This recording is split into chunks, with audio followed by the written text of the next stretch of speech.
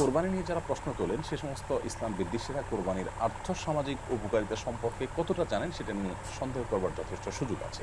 কোরবানির সাথে আমাদের জাতীয় অর্থনীতির সম্পর্ক কত সুগভীর সেটা অর্থনীতি বিষয়ে যারা বিশেষজ্ঞ তারা ভালো বলতে পারে। আমরা শুধু কিছু তথ্য আপনাদের সঙ্গে শেয়ার করতে চাই, যে তথ্যগুলো জানলে কোরবানির আর্থসামাজিক এবং কোরবানির সাথে আমাদের অর্থনৈতিক যে স্বার্থ জড়িয়ে আছে সেটি সম্পর্কে আমরা কিছুটা হলেও ধারণা পাবো। ২০২২, ২৩, ২৪ বিগত এই ৩ বছরে আমরা দেখতে পাই যে আমাদের দেশে বিপুল পরিমাণে কোরবানি হয়েছে এবং এই কোরবানির সাথে বহু মানুষের স্বার্থ জড়িয়ে আছে, বহু মানুষের উপায় উপার্জন জড়িয়ে আছে। এর সাথে আমাদের জাতীয় অর্থনীতির সম্পর্ক আছে অত্যন্ত সুগভীরভাবে। ২০২২ সালে আমাদের দেশে কোরবানি হয়েছিল ৯৯,৫০,৭৬৩টি। ২০২৩ সালে কোরবানি হয়েছিল ১,৪১,৮১২টি। ২০২৪ সালে কোরবানি হয়েছিল ১,৪,০৮,৯১৮টি। ২০২৫ সালে ধারণা করা হচ্ছে যে ১ কোটি বেশ কয়েক লাখ ছাড়িয়ে যাবে।